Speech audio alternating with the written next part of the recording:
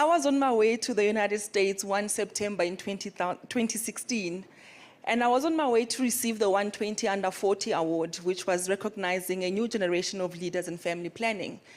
And at the time, my work as a health communicator was being recognized. I had no idea, really. I had no grand plan at this. I had a cell phone, some mobile data, and time.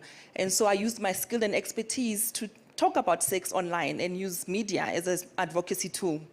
And so this, for me, felt really great because it was like an emotional high five. You know, when your peers are looking, you don't even know they're looking, and they're saying, hey, girl, we think you're doing a great job. That really felt nice. And I remember carrying that excitement with me on that flight from Johannesburg via Istanbul to Washington. I settled into my seat, dinner was served, everything was going according to plan, and the fidgeting passengers all had settled down. The lights had dimmed. I put my eye mask on and just took that exhale as I sank into my reclined seat. And I remember saying to the universe, what will the next phase of my journey look like? Because I felt that my life wouldn't be the same after this. And I literally put it out there, give me a sign, give me a sign. And in between this half awake, half asleep moment, I heard the captain make an announcement in Turkish, which I completely missed, but I did get the English part of it. And he said, there is a medical situation in flight, and can a medical personnel make yourself identified and known to the crew? And I mean, obviously, like an instinct, I jumped up, and I put my hand up and tried to get the attention of the crew member. I could see her standing at the corner of my eye.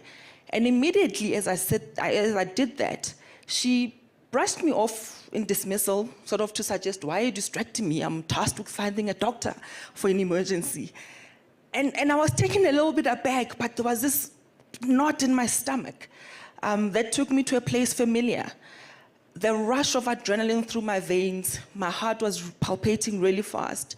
And I remember my mouth getting so dry, and my eyes had got so sharp, and I acclimatized back to the light in the cabin.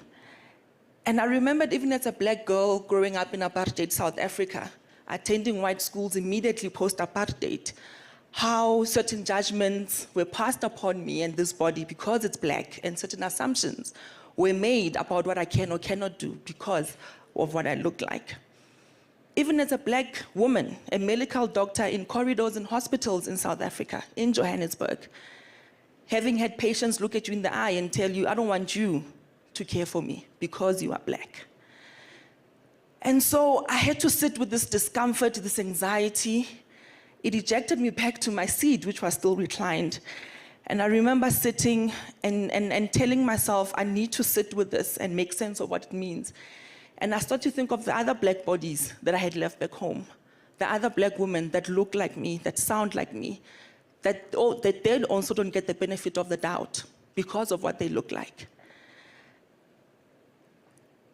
I started to think about the systems of oppression, the violent society that we navigate, the different spaces that we occupy, the white supremacy that disguises itself as foreign aid in my land in South Africa, the white savior complex that disguises itself as allyship and tells me to be grateful because other Africans are not getting what I'm getting.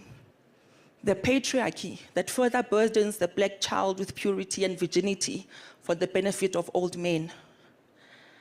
I asked myself, where does the black lesbian woman go who's beaten and raped because she's black and a lesbian, with no access to post-trauma care? Where does the outdoor black sex worker go for occupational health and safety? The young black woman who's requiring modern contraception choices and safe abortion care, where does she go? The transgender woman who needs affirming health care. And so just to let you know, they did go for a white man, obviously, who's a psychologist to sort this incident in flight.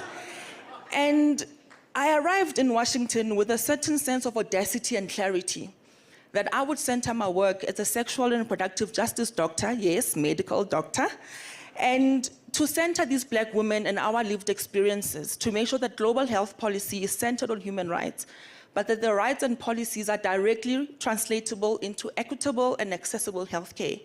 Because as a doctor, as a black woman, I know for sure the intersections of gender, class, migration, undocumented migrant labor, different bodily abilities mean that for us, the right to choose is simply not enough. Thank you.